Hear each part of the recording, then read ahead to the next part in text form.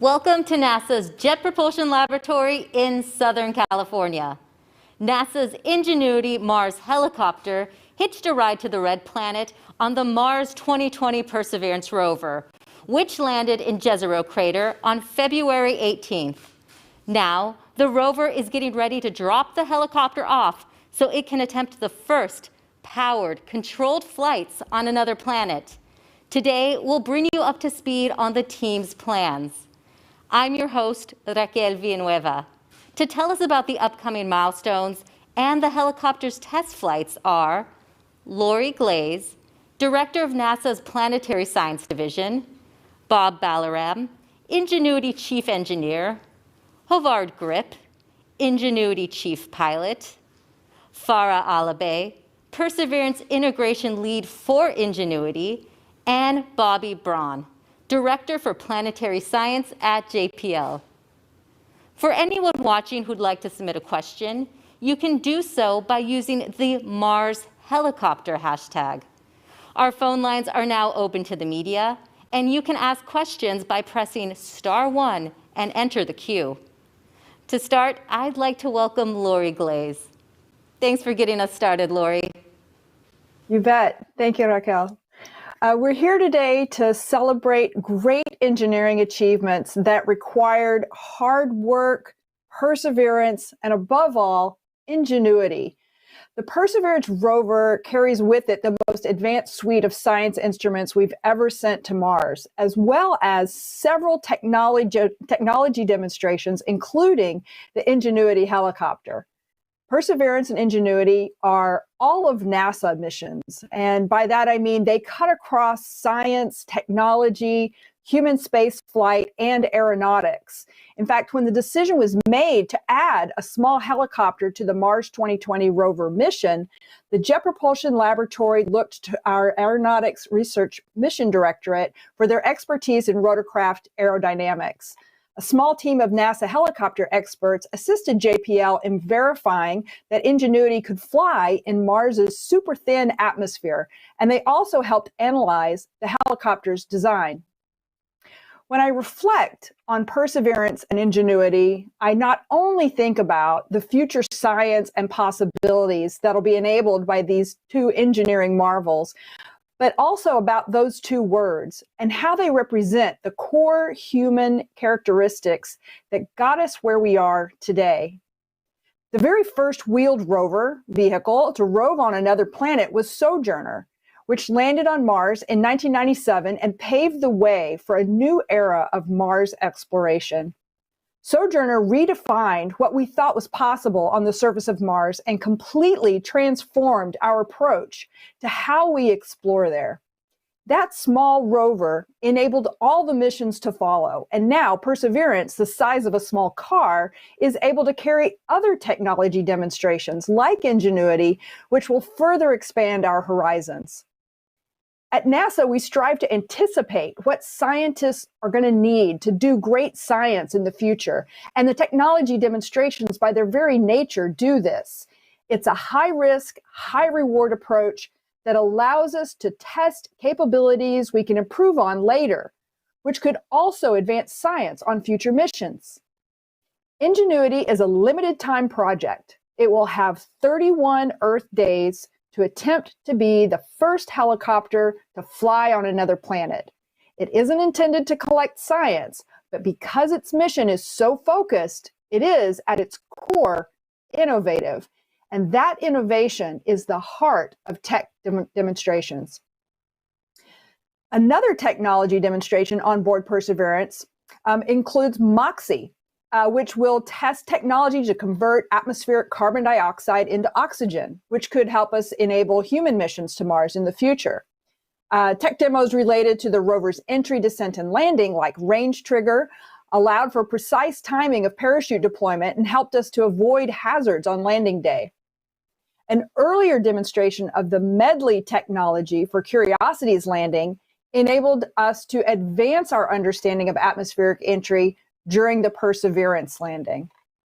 And beyond tech demos, Perseverance is loaded with other amazing technology integral to its science mission, including a complex sampling and caching system that will drill for samples of rock and soil to be collected by our future Mars sample return missions. Ingenuity will open new possibilities and will spark questions for the future about what we could accomplish with an aerial explorer. Could we image areas not visible from space or that a rover couldn't reach, like shadowed craters with seasonal water flow?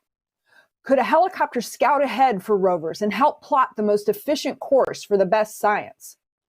Could we support future human missions with aerial capabilities? Those are questions for another day, but tech demos give us the leeway to be creative and test new things. Without Sojourner, there is no Perseverance, and without Ingenuity, there wouldn't be the future aerial explorers we're hoping will be enabled by the coming months' flight. We're looking forward to seeing how our little helicopter does on the surface of Mars, and we know people around the world are eager to join us for that exciting 31-day demonstration. And now I'm going to turn it over to Bob Ballerum to tell us about some of the engineering milestones that made it possible for Ingenuity to reach Mars. We've already learned a lot just through that process. Thank you. Bob? Thank you, Laurie. Could I have the first image, please? Yes. So when we see this image of Ingenuity, what comes to my mind is that it's really a first unique aircraft designed to fly a powered flight on another planet. And of all planets, it's Mars, which has the thinnest atmosphere, just 1% of Earth. And it's a very unique engineering design with its 4-foot diameter blades, counter-rotating blades, its little solar panel on top, and a fuselage that's filled with all kinds of electronics, everything from advanced items to off-the-shelf items, all carefully tailored and screened for use on Mars. It's a very unique aircraft that is capable of that kind of flight with the blade spinning at 40 RPM, 40 times a second, and really being able to take off in that thin air of Mars. But I also see a spacecraft. This is, in effect, an aircraft that also happens to be a spacecraft. It has survived launch. It has survived the journey through space with vacuum and radiation. It has survived the entry and descent and landing onto the surface with its on the bottom of the Perseverance rover. And it has survived all of the challenges and design issues that are necessary for a spacecraft. But most of all, I think of Ingenuity also as an experimental aircraft. Here is in the long tradition of experimental aircraft that started all the way from the Wright brothers, who are able to bring aerial mobility as a dimension for us to be able to travel here on Earth. In the same way, we are hoping that Ingenuity also allows us to expand and open up aerial mobility on Mars. Now, the Wright brothers in 1903, they flew this with a small spruce wood and fabric system. We in Ingenuity, with all our high-tech materials and carbon fiber skins and exotic metals, we are very proud to honor that experimental aircraft from long ago by carrying a small piece of fabric on Ingenuity. Here you see engineers installing that small piece of fabric. This fabric is from the original aircraft that flew at Kitty Hawk. The Wright brothers were auctioning pieces of this to raise money for their future efforts. And we thank the folks at Dayton History who let us honor that original pioneers with this adding this piece to our Ingenuity aircraft. It has been a long journey, and everything from test programs that had failures in the early days, and you can roll the video, all the way culminating in actually building a Ingenuity flight model that is flight-worthy and can go to Mars. We have done a lot of testing, everything from the mechanisms to going into our 25-foot space chamber, which simulates the atmosphere of Mars, where we did a number of flights to characterize the performance of the system, to understand how well it can control itself, and to do a whole number of maneuvers to make sure that we knew how this thing could fly here on Mars. A lot of testing, that everything that we could possibly do here on Earth has been done, and now it's time for us to take that same vehicle to Mars and subject it to the ultimate test. So there are still a number of challenges ahead. We are at a milestone right now where we are on the surface. We have successfully exposed ourselves to the atmosphere of Mars. We are right now in the process of having the rover drive us to a location, which will be our airfield. There will be a long 10-day sequence of careful, critical deployments. And then there will be the deposition of the helicopter on the surface. And then there will be that first exposure to sunlight when we have to charge the batteries by ourselves, where we're no longer part of the Perseverance rover and connected safely. And we're completely on our own, fully autonomous, waiting to receive commands. We will go through a number of days of commissioning, approximately a week, where we test out sensors, we test out servo mechanisms, we test the motors to make sure they spin right, and we'll be very methodical and event-driven as this engineering experiment unfolds. And then we will be at a point where we'll undertake our first flight, and then we'll progressively undertake more aggressive flights once we understand and analyze all the behavior from that first flight. So with that, I would like to turn it over to Howard, who will tell us more about our first flight. All right, thank you. I want to talk a little bit about where we've chosen to fly the helicopter. Immediately after the rover landed on February 18th, just within a couple of hours, we started to search for a good place to drop off the helicopter. And when I say good place, what I mean specifically is we wanted to find something that we called an airfield, which is an area where it is safe for the helicopter to take off and also safe for the helicopter to land again after a flight. So that area naturally needs to be flat, and it needs to have few obstacles, rocks and the like, that could pose a danger to the helicopter on landing. And that area should also be situated within a larger flight zone. So flight zone is where the flights themselves will happen. And we're also looking for something relatively flat there. And we're looking for something that has enough texture. That means things that the helicopter can look at with its cameras while it's flying in order to keep track of where it's at. So we began to look for an airfield and a surrounding flight zone first using satellite imagery. And then, as they became available, images taken by the rover itself after it landed. And we began to realize that we might just have a really great airfield right in front of our noses. In fact, we have a satellite image, if we can pull that up, that shows where the rover landed, as well as the flight zone and the airfield. And you can see it's just right north of where we landed. And once the rover started driving, we were able to get even better images of this area. And we have a second image here that shows what the rover saw with its navigation cameras, looking directly up the airfield, or up the flight zone with the airfield in the foreground. And using these images and other images, we really scoured this area. We looked at every little rock and pebble within that airfield and measured it before we finally were comfortable saying, yes, this is going to be our home base for the helicopter. So what you're looking at there is in fact the first airfield on another planet, and we're planning to deploy the helicopter right in the middle of that. So next I want to talk a little bit about our first flight and what that's going to look like starting from this airfield that we've picked here. So first of all, the first flight is special. It's by far the most important flight that we plan to do. It'll be the first powered flight by an aircraft on another planet. And we've, in fact, met most of our goals for this project just by getting to the point where we are right now. And we'll declare complete mission success if we do this first flight that we're going to attempt. Now, the flight itself will consist of a takeoff and then a climb to an altitude of 3 meters. And then we will hover in place for about 30 seconds and make a turn with the helicopter while we're hovering, and then come down and land again. And we have an engineering simulation here that shows what that flight might look like above the airfield that we have just chosen. Now, when the helicopter goes to fly like this, a few hours ago, it's already received instructions from us on Earth that describes exactly what that flight should look like.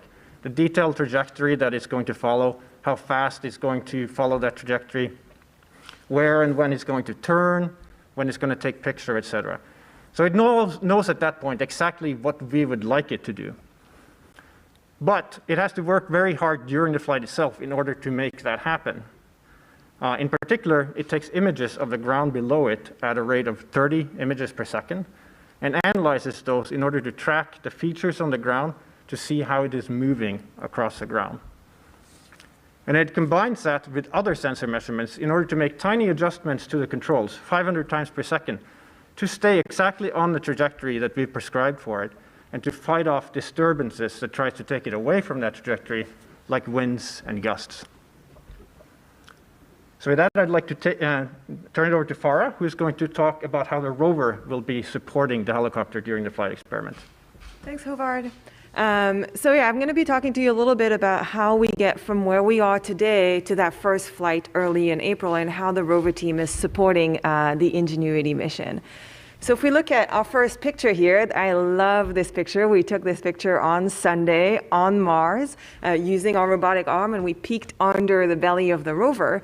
And what you're looking at here is the debris shield on the ground. That's the debris shield that protected our helicopter as we were landing on Mars last month.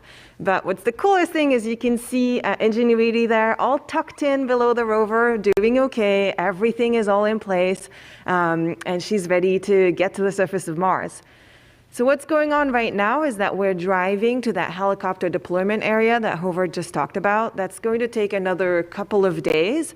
And then when we get there, we're going to go through a series of steps to get the helicopter from its current horizontal position all the way to being vertical and then being dropped on the ground.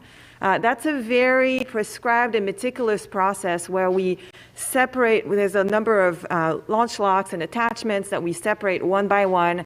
We're going to be imaging each time, making sure that the helicopter is in the expected position before dropping it on the ground. So that's going to take multiple days.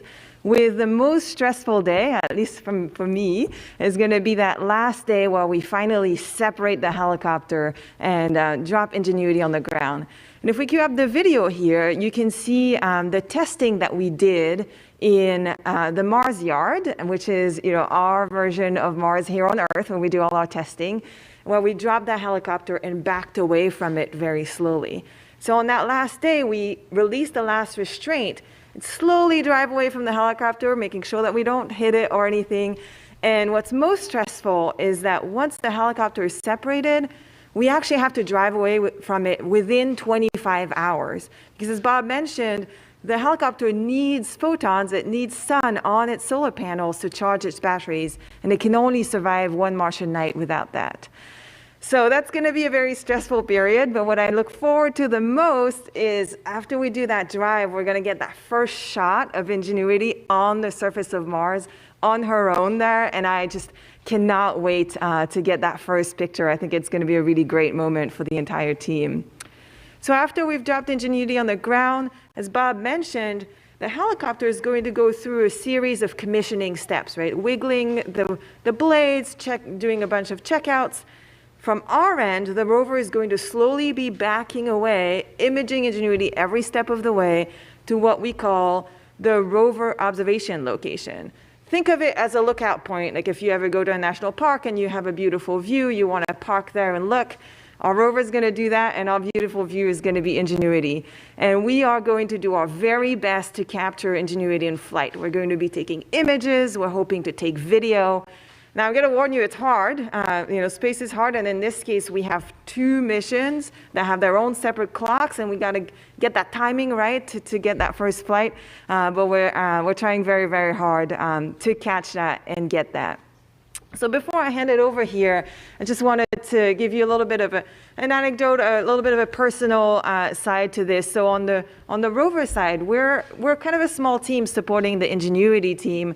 All of us have our own day jobs supporting the rover mission itself, and all of us were asked at some point, hey, can you help make this mission happen? I still remember the phone call where I was told, hey, Farah, we know you're busy, but there's this helicopter. Do you want to help with operations? And of course, my answer was absolutely yes. And it's been such fun. Hovard and Bob, it's been an honor for our team to be able to support you and your team and to be part of this historic event. I really appreciate you taking us on your journey, and I just cannot wait to spend the next 40 or so days with you here, getting Ingenuity on the ground and supporting you on that first flight. Thank you, Farah, and the entire Mars 2020 Perseverance team for being so helpful and giving us those precious month on Mars for us to do our engineering experiment. Thank you so much. Absolutely. It's been a great collaboration. And so with that, I'll hand it over to Bobby, who's going to tell you a little bit more about the team and wrap things up.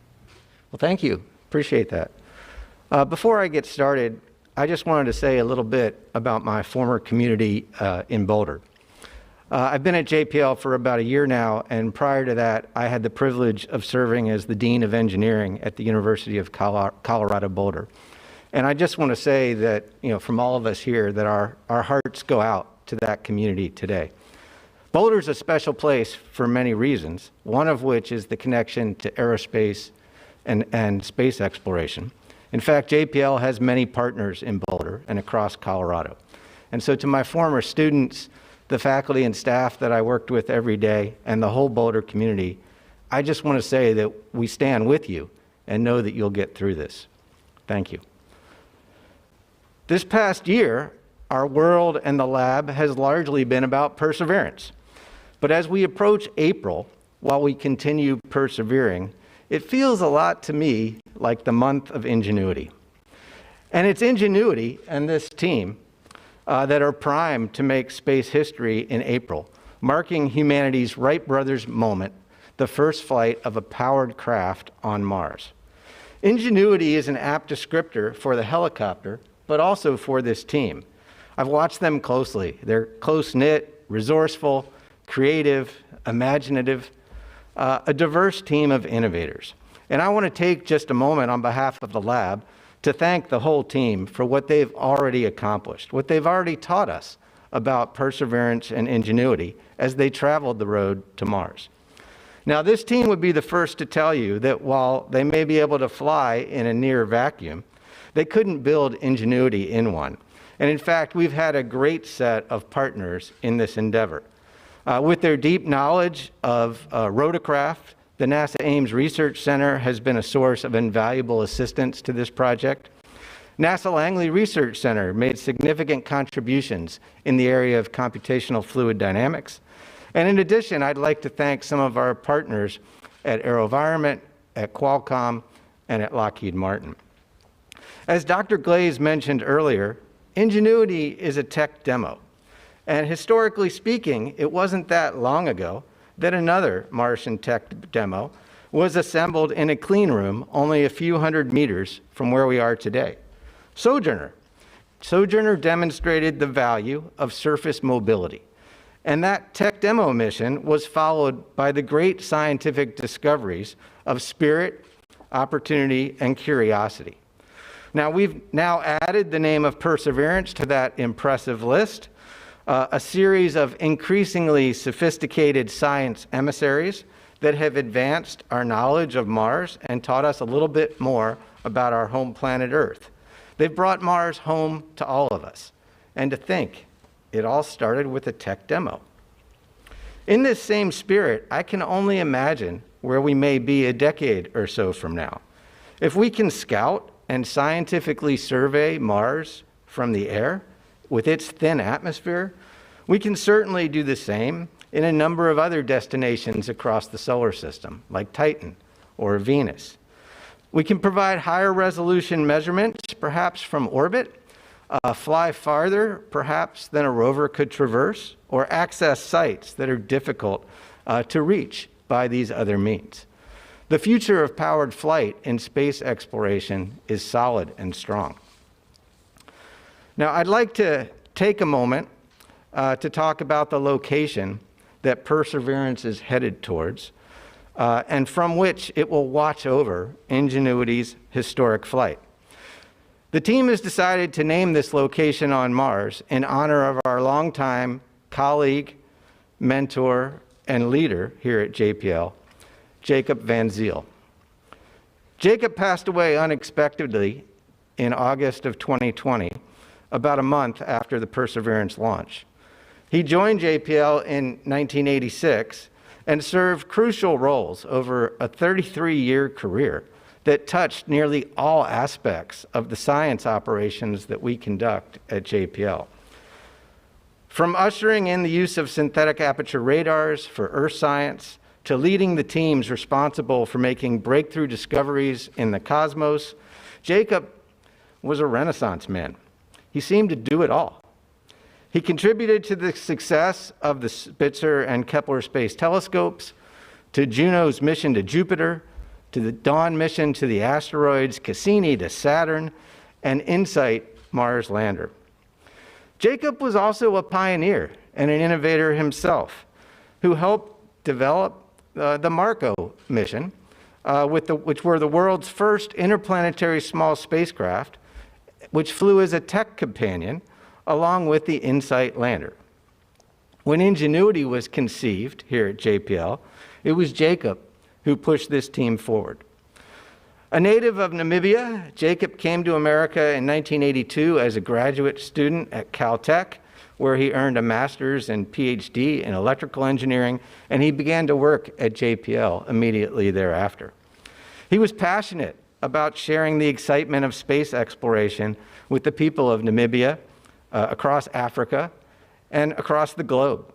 With his wife, Calfee, he returned again and again to his homeland to conduct STEM outreach on behalf of the space program.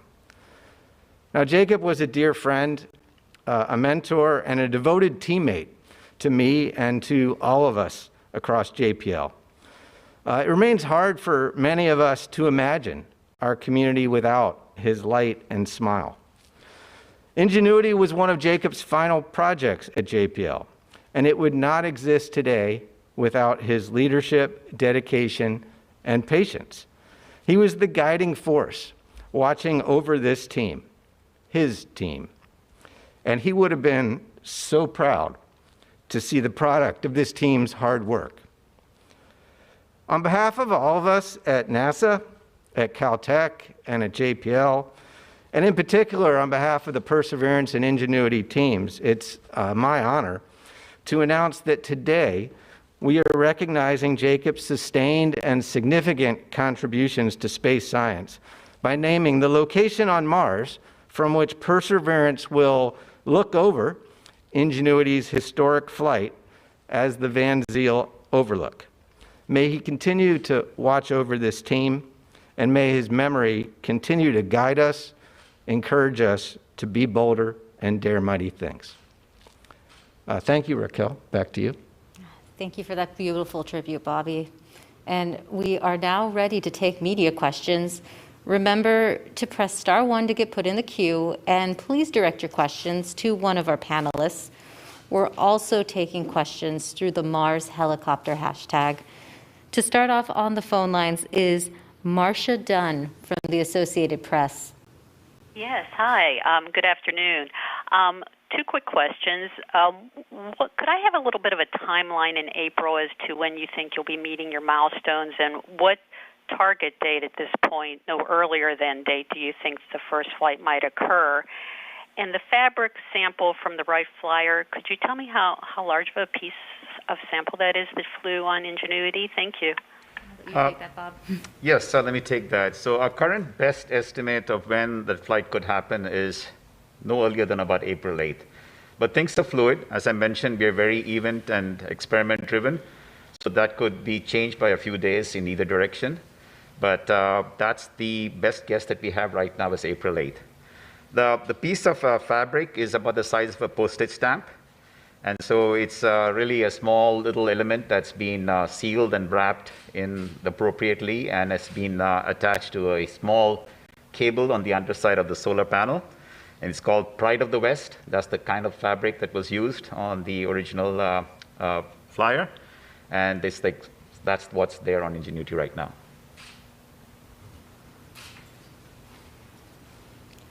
Great. And up next, we have Bob Brinkman from UPI. Hi, yeah, this is Paul. I was wondering, I know NASA doesn't like to get ahead of itself, but if Ingenuity is a total success, how soon do you think we could see another helicopter on Mars? I guess this would be for Lori or Bobby. I mean, I'm wondering if NASA would seek to add a new mission for that, or is it possible that the sample return mission could add an aircraft? Thanks. I can take that one if you like, to at least start, and then maybe Bobby might want to expand. But from the NASA perspective, I think this is going to be really, like I said, an enabling capability that we're going to demonstrate, hopefully with the flights over the next several weeks. As far as identifying a specific opportunity in the near future, what we like to do within NASA is to provide competitive opportunities to our community. And so we do offer those on a periodic basis, and would hope that the community will see this as a great opportunity to start thinking about aerial platforms as a potential way to really expand our Mars exploration. So that's the most likely pathway in the immediate future. Yeah, and if I could just add to that, it's a very analogous situation to when Sojourner first flew and did its thing on Mars. At that time, Spirit and Opportunity were not in the plan, but after the Sojourner success, which proved the ability of surface mobility, there was a change in plans and an evolution in people's thinking. And it's quite possible that we could have a similar evolution here, where future autonomous aerial systems could come into play. Thank you for your answers. Up next, we have Mike Wall from space.com. Thank you all for doing this. Just a quick question. Is that like 31-day kind of mission length for Ingenuity? Is that a hard deadline, or is there a world that where you could see Ingenuity operating beyond that? And if it performs really well on those initial flights, like actually doing some work for Perseverance, helping it scout and so forth. Thanks. Bobby, would you like to take that?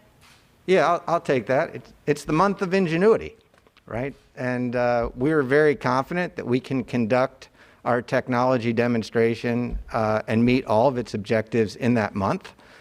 We also have a science mission to conduct, a very important science mission that's going to gather the samples that will eventually come back to Earth as part of the Mars sample return campaign.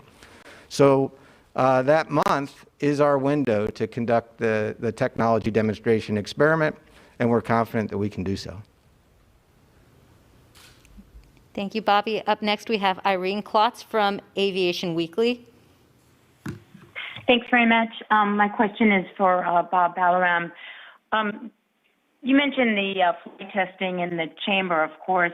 What do you think is the riskiest part of actually flying this on Mars? Is it dust, or is there some other element that obviously you couldn't test for on Earth that kind of has the team most curious about what's going to happen?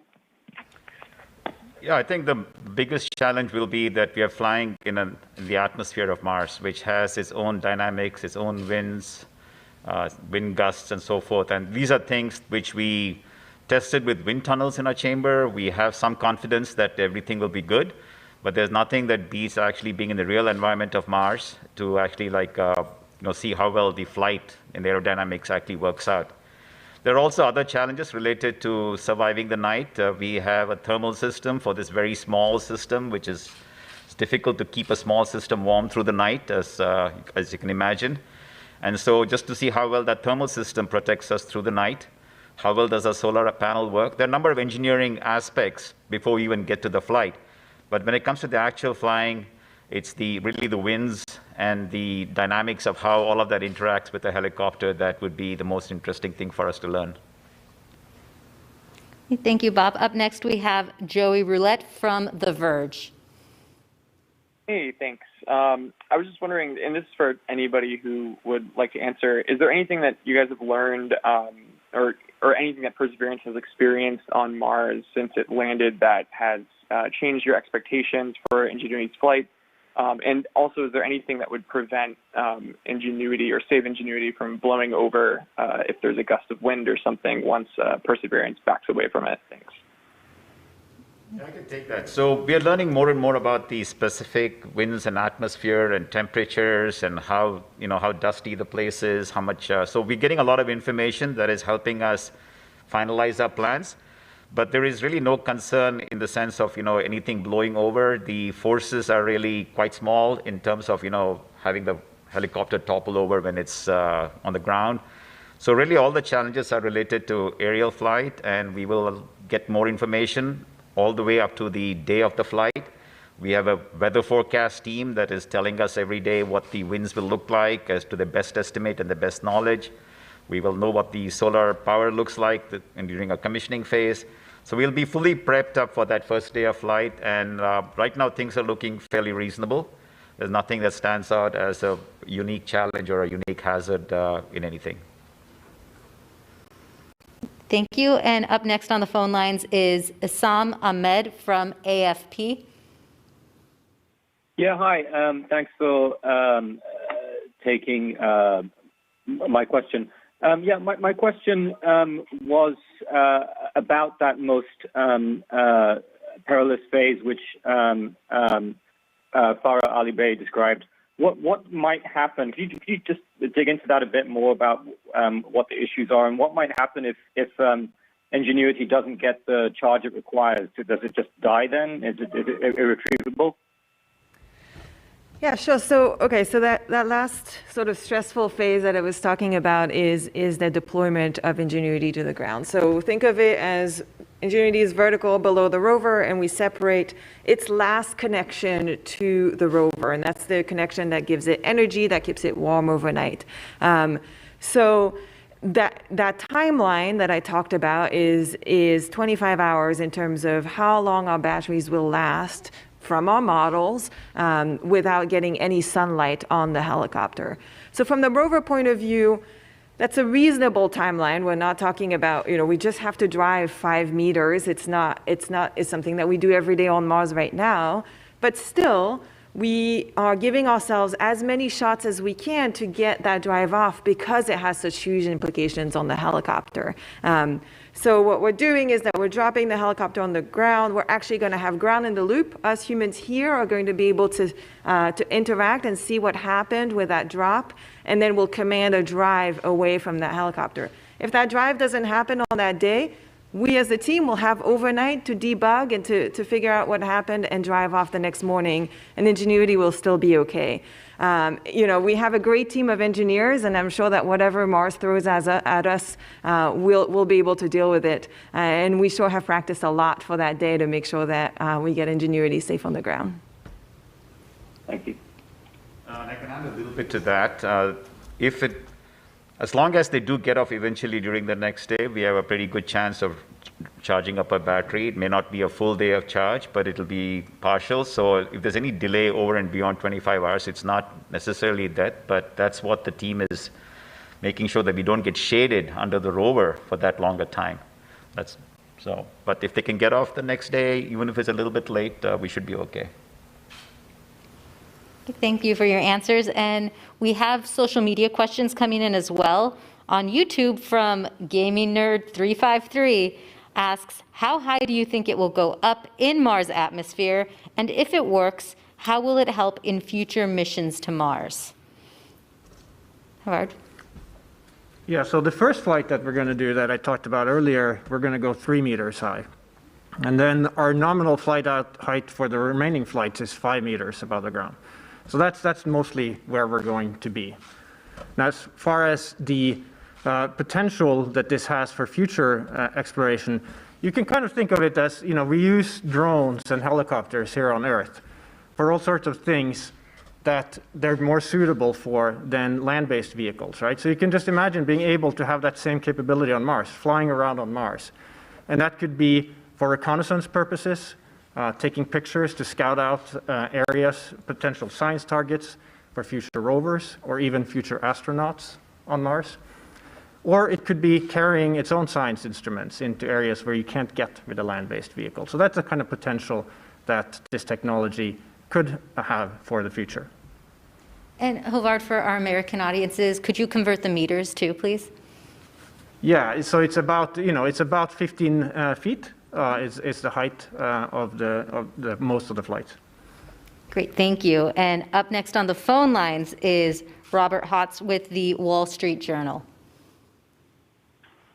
Hi, can you hear me all right? Yes, we can. Great. So I thank you for the briefing. I have 2 questions. And the first perhaps to Bobby Brown. Can you just give us a program cost for Ingenuity, separate from the overall mission cost of Perseverance?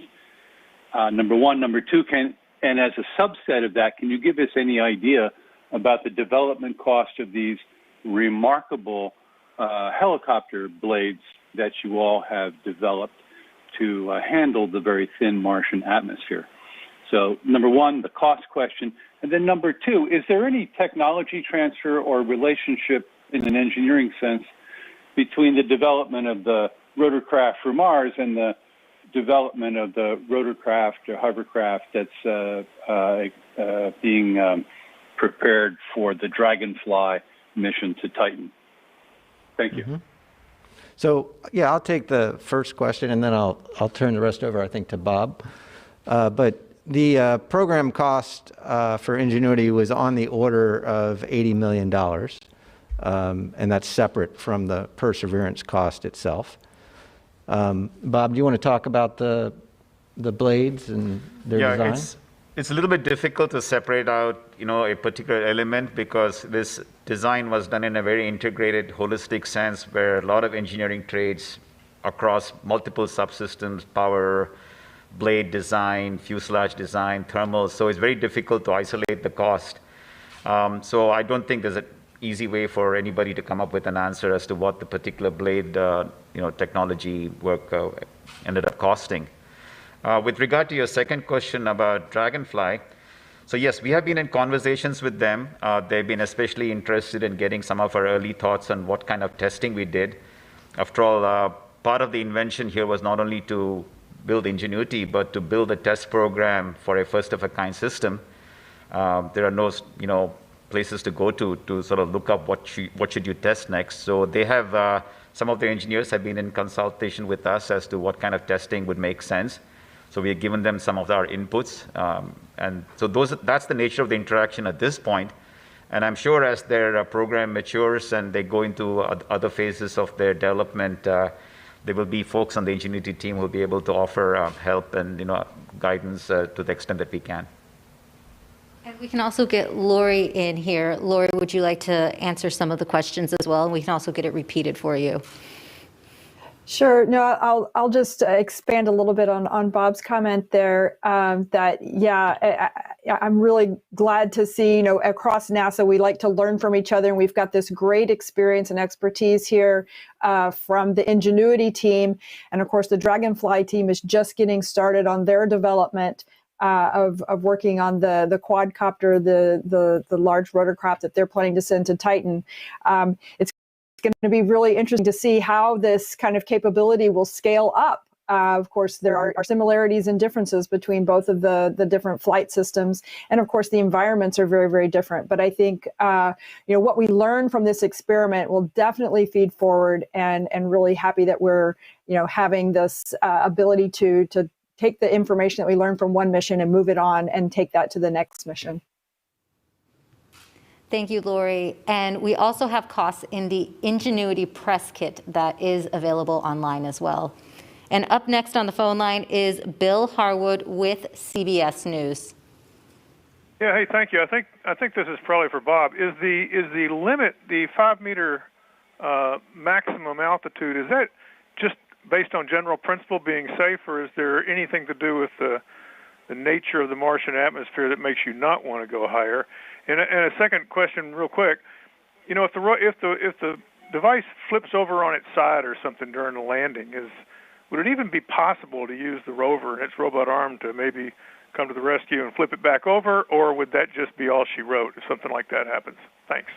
Yeah, let me ask Howard to comment on the height limitations, and then I'll get back to the flip over question. Yeah, so the nominal height of 5 meters is, there are a couple of factors there. One of them is that we have a laser rangefinder that measures the distance to the ground. And we've characterized that up to a certain range, and we want to have, a sufficient amount of margin on that so that we're completely safe for our nominal flights. So that's part of where that comes from. It's not really the atmosphere. The helicopter, physically would be capable of attaining higher altitudes, and it could, in principle, go higher, currently as designed. And there may be cases where if everything goes well during our nominal flights, where we might stretch things a little bit beyond, the nominal heights. Yeah, and regarding the question, if for whatever reason there is a unfortunate case where the Ingenuity doesn't land quite right and, tips over, it's quite likely that the damage, especially to our blades, will be such that it really doesn't make sense to, try to do anything further at that point. So there really is no merit to actually having Perseverance come back and right-side it up. It would be most probably be so damaged at that point that it's really not flyable anymore. Of course, it's all been designed so that it doesn't do that, so we don't have that expectation unless it's a really bad day during the test flight program. Great, thank you. And up next we have Leonard David from Inside Outer Space. Thanks very much. I think we touched a little bit on this, but maybe for Bobby, and thanks for being here in Boulder. I appreciate the nod to the community. The potential of kind of a device like this being used in an astronaut toolkit. I mean, what kind of range might be possible given a successful test of this demonstration? And then the other thing is, how long-lived is this vehicle, and is it conceivable that it could be used in the Mars sample return program? Okay, that was to me. Thanks, Leonard. So as you know, we have robotic assistants that are paired with astronauts today, like on the International Space Station, for example. And so there has been quite a bit of work done in how humans and robots could work together for exploration purposes. We've been pathfinding some of that on the International Space Station, but certainly as humans venture out at some point, you could imagine that occurring. I dropped the other part of your question. I apologize. How long-lived would the vehicle be, and is it conceivable if everything is still operational on it? Can it survive for years before the Mars sample return mission gets underway? Yeah. So I'm sorry. Yeah, let me address that. It's not conceivable. Let's just be straight about it. So, Sojourner, by the way, lasted about, if I remember right, it lasted about a few months on Mars.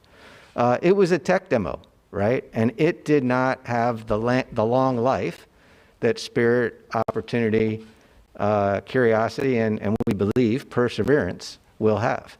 And in much the same way, this is a tech demo.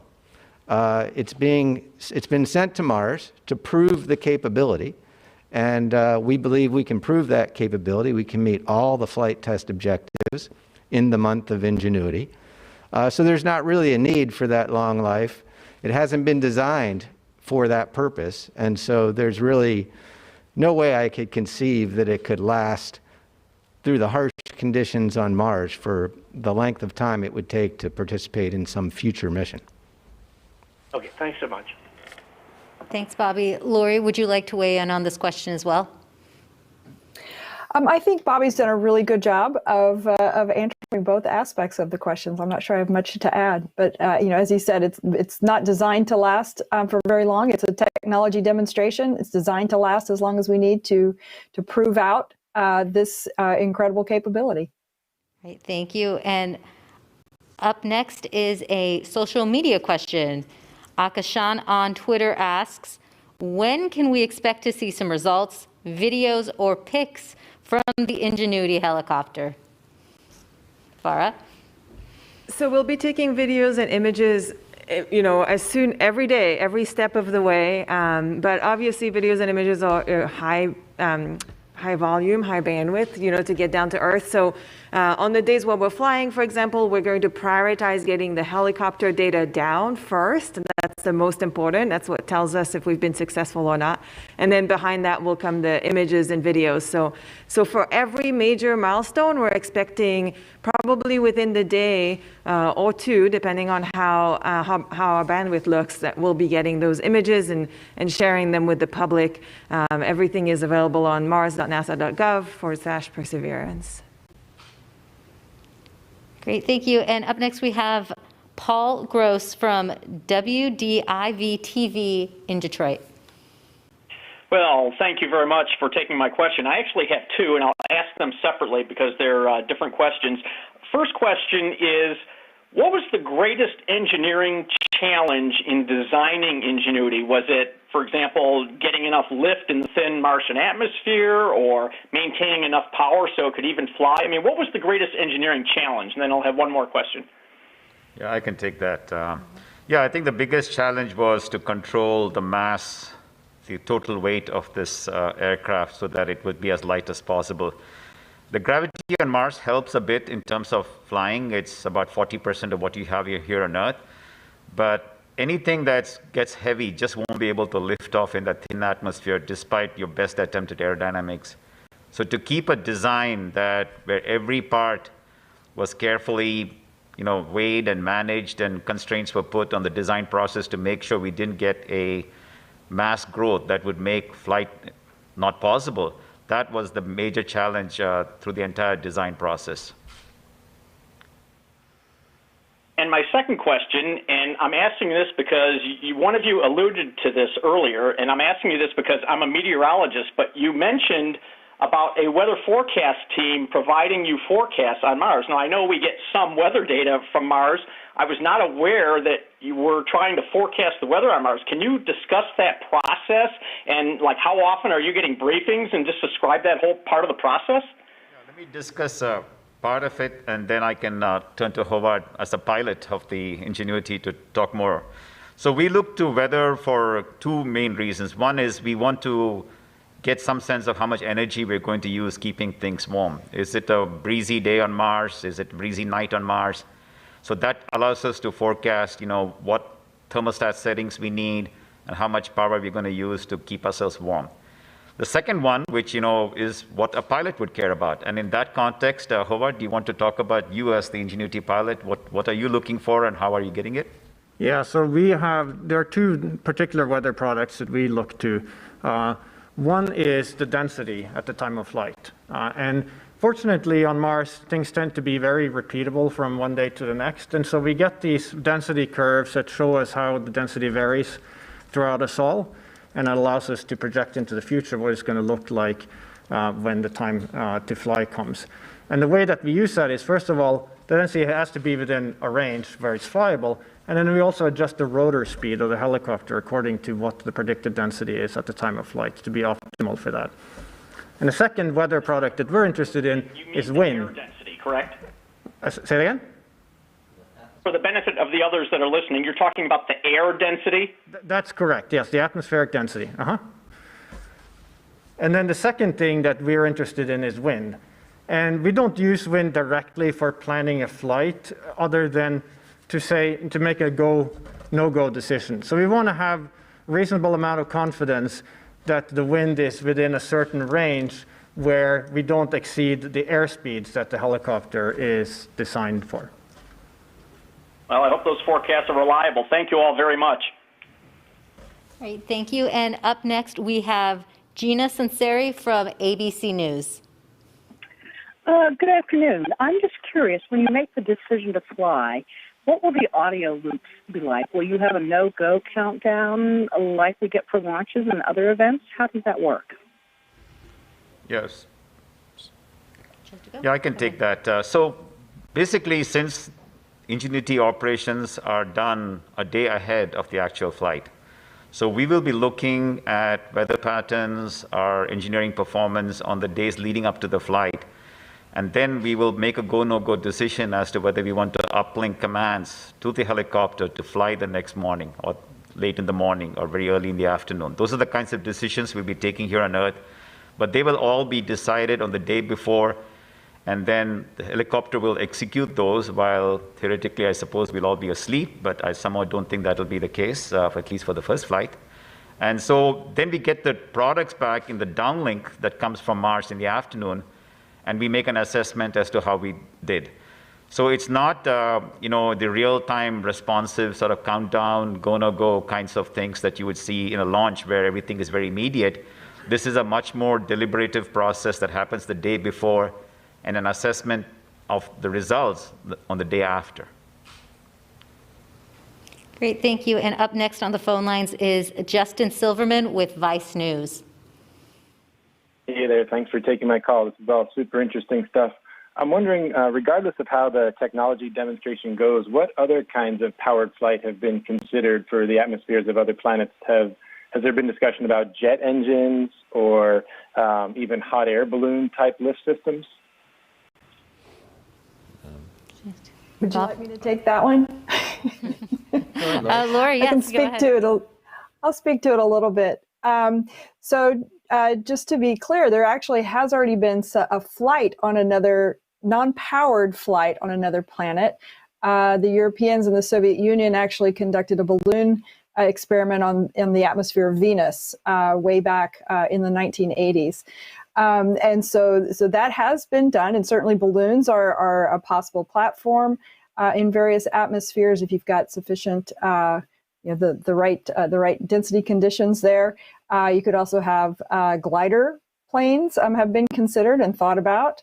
I think there are a variety of different types of aerial vehicles that have been considered. But I do think that this powered, controllable aerial flight is really going to be an enabling capability that allows us to not just access different parts of a planetary surface or atmosphere, from within the air, but control that exploration and be able to be more deliberate in how we do that exploration. Thank you, Lori. And up next, we have Rick Lovett from Cosmos Magazine. I'm a numbers guy, and I have I'm looking for something on the scale of the landing zone. Like, how big is it? How far is the rover going to drive to drop the helicopter? How far does it go away to the overlook? How high is the overlook? So that type of thing. Okay. Yeah. So currently, we're looking at the Van Zyl overlook that was shown earlier, and that is, I believe, about 60 meters away from where the helicopter will get dropped off. So that's the distance that the rover will have to drive after it has dropped off the helicopter. That's about 200 feet away. Thank you. How big is the landing zone? So the airfield that I discussed, which is the area where the helicopter will take off from and then land back in, that's a 10 by 10 meter area.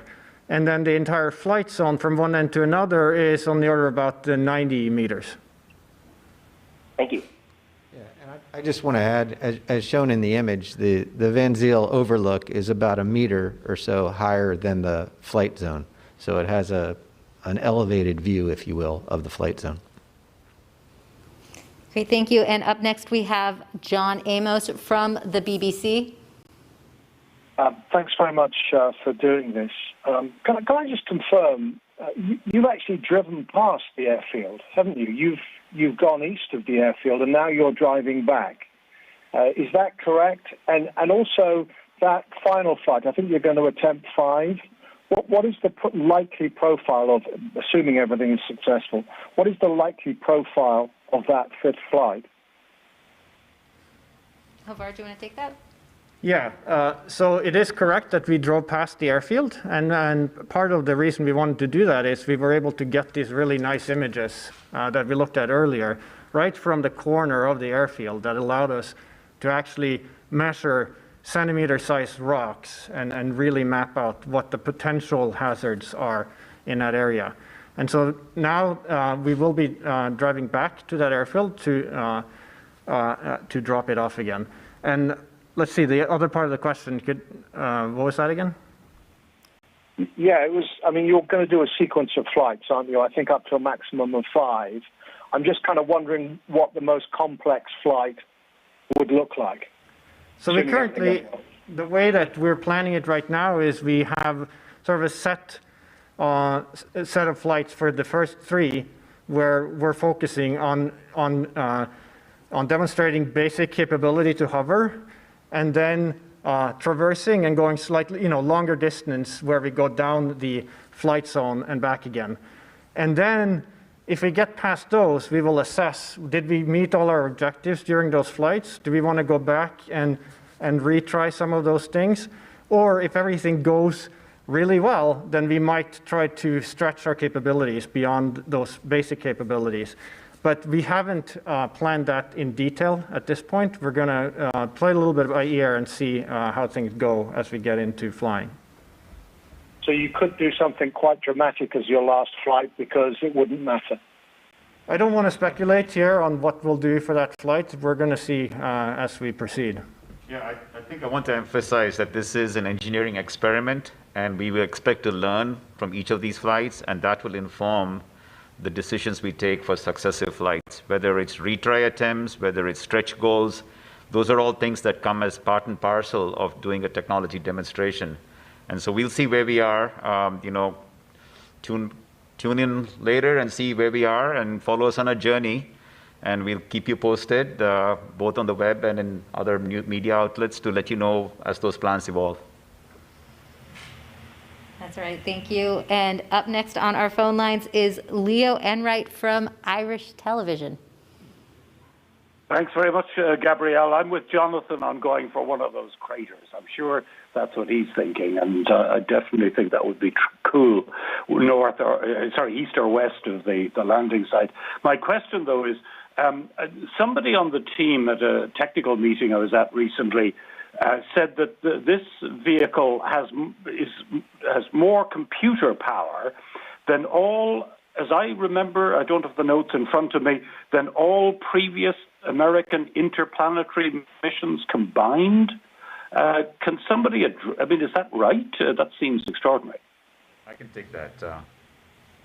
So yes, so what we are comparing is the general purpose computers that are there on every spacecraft, which control how the spacecraft behaves, how it responds to commands, and so forth.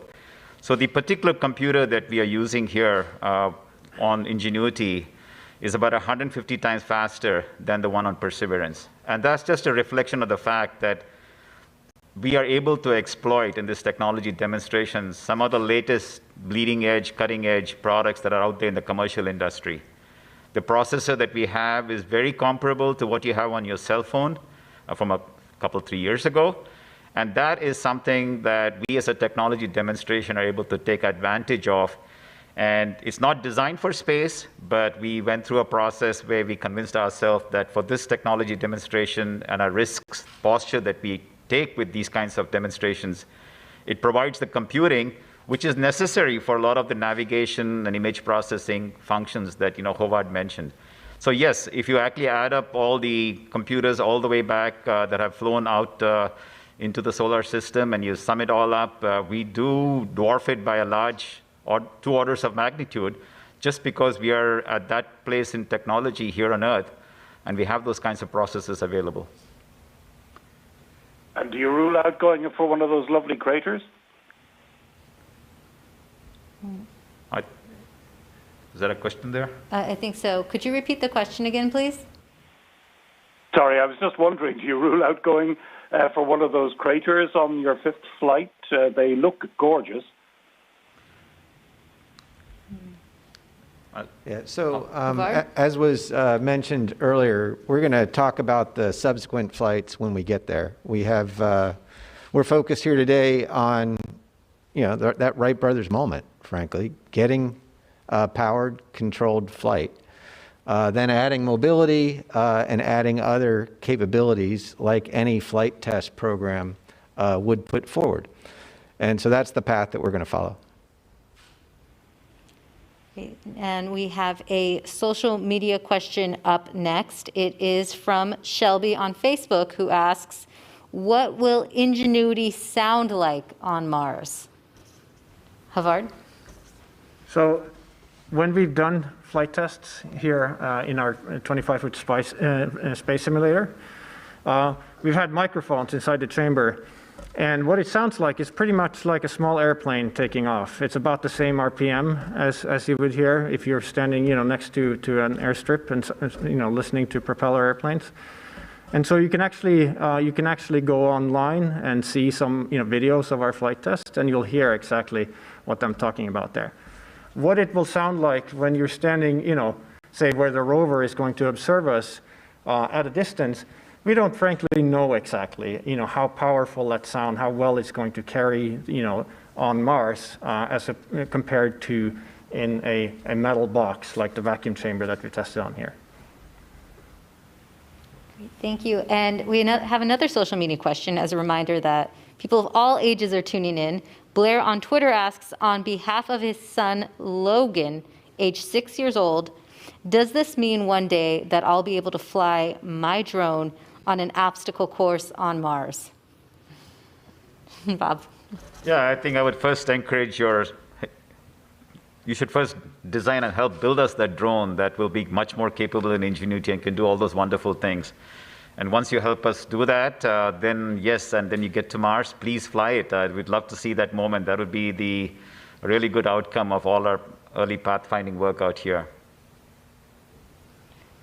Great, thank you. And we have one more social media question coming in. Let's see, this is from Steve on Facebook. Do the cold temperatures on Mars impact the lithium-ion battery life? Bob, would you take that? So what we do with our lithium-ion batteries is we actually keep them warm enough through the night so that they supply enough power for the heaters that keep the whole spacecraft, aircraft warm through the night. So they're not these are commercial off-the-shelf lithium-ion batteries.